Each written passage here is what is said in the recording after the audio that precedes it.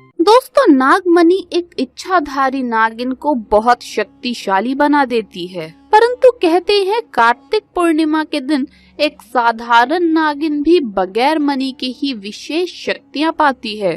परंतु वो शक्तियां सिर्फ पूर्णिमा की एक रात तक ही उनके पास रहती है। इन शक्तियों के सहारे नागिन कोई भी रूप धारण कर सकती है और कोई भी आकार ले सकती है। दोस्तों, नाग नागिन महादेव शिव को ही अपना आराध्य मानते हैं। अगर आप भी महादेव के परम भक्त हैं तो सच्ची श्रद्धा से कमेंट बॉक्स में हर हर महादेव जरूर लिखना। दोस्तों, ये चमत्कारी घटना है उत्तर प्रदेश के एक छोटे से गांव सीतापुर की। दरअसल ये घटना घटित हुई सीतापुर के मुखिया और वहां के सबसे धनी इंसान रतनलाल जी के साथ। परंतु रतनलाल आज से करीब 5 साल पहले एक साधारण और गरीब का जीवन व्यतीत करते आ रहे थे। वो अक्सर जंगल में अपनी बकरियां चराने जाया करते थे। एक दिन बकरी चराते चराते वो जंगल के थोड़ा अंदर निकल गए। उसी जंगल में एक इच्छाधारी नागिन अपने नाग के साथ ही विशाल पेड़ के पास रहती थी। वो नागिन गर्भवती थी। शाम का वक्त था और रतनलाल जब उस पेड़ के पास से गुजरा तो उसे वहां पर एक चमकती हुई चीज दिखाई दी। परंतु साथ ही वो दोनों नाग नागिन भी वहीं पर थे। वो उन्हें देखकर थोड़ा डर गया, परंतु वहां से जल्दी जल्दी घर को निकला। उस रात से वो चीज जो चमक रही थी बार बार रतनलाल को याद आ रही थी। परंतु वो इतना तो समझ गया कि वो हो ना हो कोई बहुत मूल्यवान चीज थी और सोचने लगा कि अगर वो मुझे मिल गई तो मैं भी धनवान हो जाऊंगा।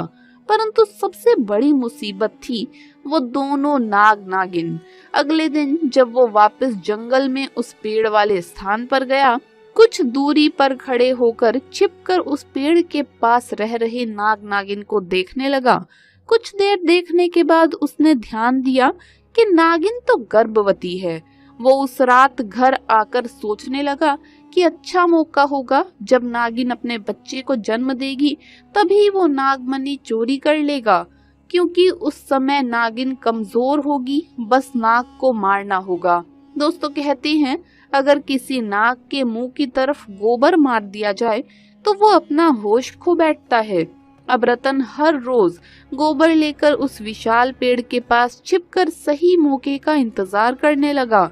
एक दिन जब मौका आया, जब नागिन अपने बच्चे को जन्म देने वाली थी, तभी चुपके से रतन ने नाग के मुंह पर तेजी से गोबर मारा और फिर एक बड़े पत्थर से नाग को मार डाला। फिर उसने नागिन और उसके बच्चे को भी मार डाला और उस मणि को उठाकर जल्दी से घर की तरफ निकल पड़ा। परंतु उधर नागिन किसी तरह बच गई थी और बस बेहोश पड़ी थी। जब नागिन को होश आया और उसने अपने बच्चे और पति को मरा हुआ देखा तो उसके दुख दर्द का ठिकाना नहीं रहा। वो उस समय गुस्से से पागल हुई जा रही थी और उसने रतन से बदला लेने की ठानी। परंतु मणि चली जाने के कारण वो अपनी शक्तियों का प्रयोग नहीं कर सकती थी, किंतु अभी भी वो अपना रूप तो बदल ही सकती थी। इधर रतन को जैसे ही मणि मिली, उसका पूरा जीवन ही परिवर्तित हो गया।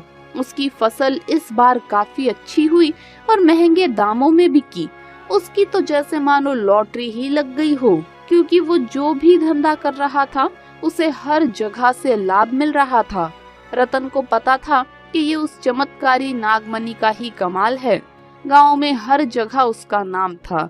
रतन के इस रुतबे को देख एक अच्छा रिश्ता रतन के लिए उसके पास के ही गांव से आया और सीमा नाम की सुंदर स्त्री से उसका विवाह संपन्न हुआ। सीमा अपने पति को बहुत प्यार करती थी और बहुत इज्जत देती थी। दोनों एक दूसरे का कदम कदम पर साथ निभाते। उनकी जोड़ी गांव में मिसाल बन चुकी थी। उधर नागिन भी एक पुरुष का रूप धारण कर रमेश नाम से रतन के यहाँ उसका मुंशी बन गया और रतन का विश्वास जीतने लगा। रतन भी रमेश का व्यवहार और वफादारी को देखकर उसे अपना भाई समान ही मानने लगा।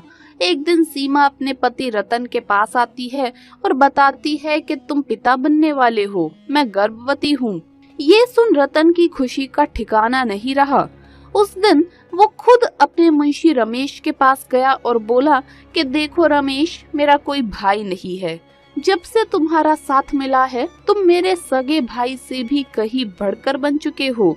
आज मैं बहुत खुश हूँ, इसीलिए आज मैं अपनी पत्नी और तुम्हें एक खास जगह ले जाना चाहता हूँ। और वो अपनी पत्नी और रमेश को कार में बैठाकर गांव के एक कोने में ले जाकर कार को एक छोटी सी कुटिया के सामने रोकता है और बताता है कि जब वो छोटा था तो इसी कुटिया में उसकी माँ की जान उसे जन्म देते हुए चली गई थी। उसके पिता तो पहले ही गुजर चुके थे। तब उसे एक बूढ़े बाबा ने यही दफना दिया और रतन को उसी बूढ़े बाबा ने पाला था। रतन बताता है कि जब भी उसके साथ कोई घटना होती है या फिर वो दुखी होता है तो वो उसी कुटिया के पास चला आता था। यहाँ उसे एक अनोखे सुकून का एहसास होता था। रतन आगे बताता है कि आज तुम दोनों को मैं इस जगह लाया हूँ क्योंकि तुम दोनों मेरी जिंदगी का एक अहम हिस्सा बन चुके हो। दोस्तों, ये सुन दोनों की आंखों से पानी बहने लगा। कुछ देर रुकने के बाद वापस पहाड़ी से होते हुए वो लोग घर को जाने लगते हैं तो अचानक पहाड़ी पर कार एक बड़े पत्थर से टकराती है और झटके के साथ रतन तो कार में ही फंसा रह जाता है, परंतु उसकी पत्नी सीमा पहाड़ से नीचे गिरकर एक पेड़ पर अटक जाती है और उस पेड़ के ठीक नीचे एक गहरी खाई थी। और दोस्तों, वो रात कार्तिक पूर्णिमा की ही रात थी। रमेश अपनी शक्तियां पाकर पुनः नागिन रूप धारण कर लेता है। रतन रमेश को देखकर चौंक जाता है। रमेश अब नागिन में पुनः बदल गया था। वो नागिन रतन को बताती है कि एक दिन वो भी ठीक ऐसी ही परिस्थिति में फंसी थी जब रतन ने उसका पूरा घर संसार लूट लिया था, उसके पति और बच्चे को मारकर, और आज मेरे पास बदला लेने का मौका है।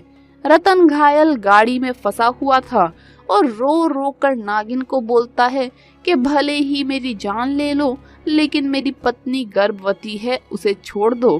परंतु तभी उस नागिन को अपनी स्थिति याद आती है कि क्या होता है जब कोई अपना छिन जाता है। वो जिंदगी का सबसे बड़ा दुख होता है।